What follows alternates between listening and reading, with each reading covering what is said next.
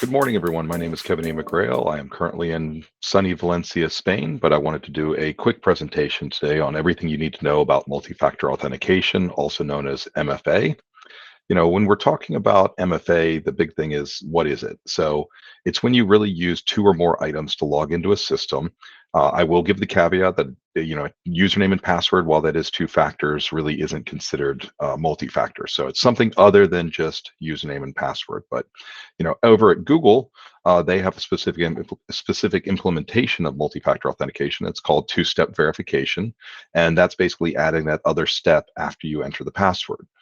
But when you're dealing with multi-factor, what is a factor? So I've identified 12 that I wanted to talk about today. I think a lot of people may be surprised by how many there are, but the granddaddy really of all of them, from my experience, is RSA and the secure ID tokens. Those are what we call an OTTP, or a one-time time-based password. So you also have other things like security keys and tokens that just use USB. By the way, many of them will have a little thing you have to touch on there. That is actually not a biometric. That is just a conductivity test so that you can leave them plugged into your computer, and that way malware on your machine can't use them, but you have to touch them to make them work. That touch proves that you're in front of the computer and it's not just getting used automatically. So factor number one is security keys and tokens, also known as one-time passwords. Token number two, or factor number two, excuse me, is Google prompts, aka pushes. So, for example, if you have your Gmail account on your phone using the Gmail app, then you can automatically use two-step verification, and it will push down to the phone and ask you a question like, are you using and logging into this account? You can hit yes. Third factor for you is the Authenticator app. So Google Authenticator, it's a free app. You can install it from the Play Store. And that is also a one-time time-based password. So it gives you that like 6 digits you got to plug in when prompted, that changes every minute and whatnot. The next factor, number four, is simply just a voice message, aka a phone call. It just calls you. Sometimes they just ask you to press one. Sometimes it gives you a digit over the phone you got to plug in, etc. But that's just a phone call is another factor. Text messaging, also known as SMS, is another factor. You also have backup codes. So those are what we call OTTP burners. They're really not a one-time time-based password. They're more 6-digit codes that can only be used once, hence why we call them burners. So, with Google two-step verification, you can go in and generate 10 of those. You can keep them in a safe place and use them one time each. Once the 10 are gone, you can create more, etc., anytime you need. So it's no big deal. But you can only ever have 10 at once. The next one, and this is kind of unique to Google's implementation, is you can have an employee ID. So this is not the greatest factor, but it's good if you have employee IDs. You can ask for username, password, and ID number.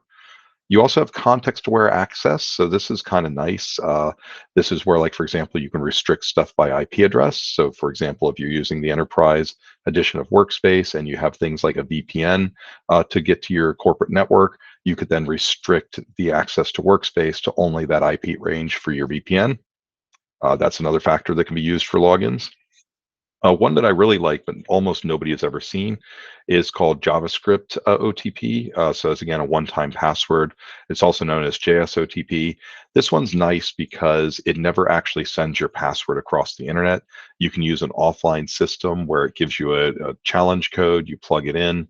You then type in your passphrase, and then from that it generates a string that you plug in instead. And that way you have an offline system that has your password, and your password never goes across the internet at all. That makes it very, very secure, so that your password is only theoretically vulnerable for about a minute. It stops what we call replay attacks, things like that.